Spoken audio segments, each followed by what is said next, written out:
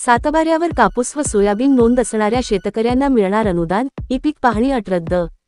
नमस्कार शेतकरी मित्रहो, स्वागत आहे आमच्या यूट्यूब चॅनलवरती। कापूस व सोयाबीन नोंद। राज्य सरकारने 2023च्या खरीप हंगामातील सोयाबीन कापूस उत्पादक शेतकऱ्यांना 5,000 रुपये 2 हेक्टरच्या मर्यादेत अनुदान देण्याचा निर्णय घेतलेला आहे।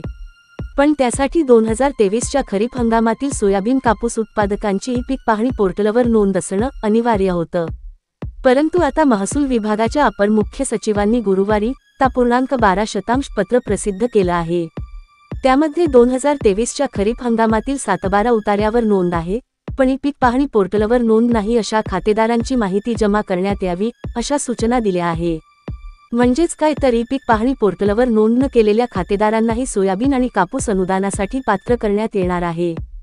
तसेच वनपट्टेधारक आणि चंद्रपूर जिल्ह्यातील जिवती तालुक्यातील शेतकऱ्यांना सोयाबीन कापूस अनुदानासाठी पात्र ठरवून त्यांची माहिती जमा करण्याचे आदेश जिल्हाधिकाऱ्यांना देण्यात आले आहेत। ई-पीक पाहणी न केल्यामुळे सोयाबीन कापूस अनुदानापासून वंचित राहू नयेत, यासाठी निर्णय घेण्यात आला आहे।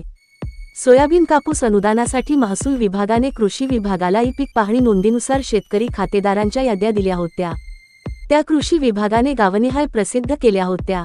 त्यामध्ये शेतकऱ्यांच्या सातबारावर नोंद आहे, पण ई-पीक पाहणी नोंदीमध्ये नाव आलं नाही, अशी शेतकऱ्यांनी तक्रार केली होती।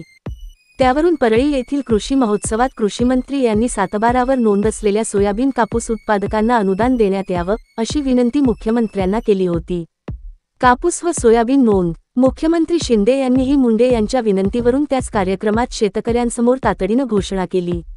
पण कार्यपद्धतीच्या शासन निर्णयात ई-पीक पाहणी कायम असल्याचं स्पष्ट झालं होतं।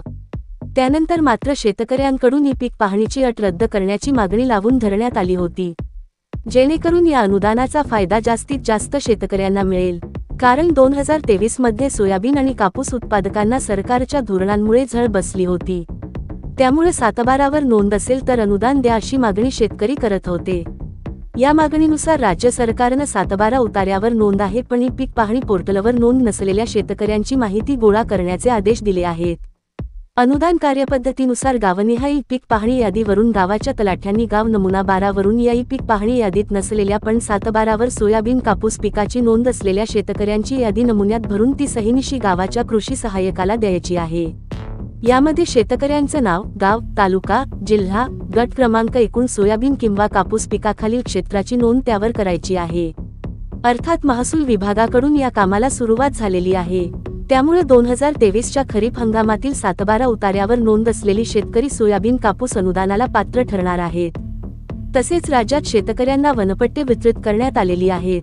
या वनपट्टे धारकांपैकी ज्या वनपट्ट्यावर खरीप 2023 हंगामात सोयाबीन कापूस वा दोन्ही पिकांची लागवड केली होती, अशा गावनिहाय वनपट्टा क्रमांक, वनपट्टा धारक पूर्ण नाव, सोयाबीन व कापूस पिकाखालील क्षेत्र याची माहिती नमुन्यात भरून जिल्हाधिकाऱ्यांनी कृषी विभागाला द्यावी, असेही निर्देश देण्यात आले आहेत। सूचना: वरील माहिती आम्हाला सोशल मीडियाद्वारे मिळाली आहे, आम्ही ती तुमच्यापर्यंत पोहोचवत आहोत। कृपया बातमीची स्वतः खात्री करून घ्या। धन्यवाद।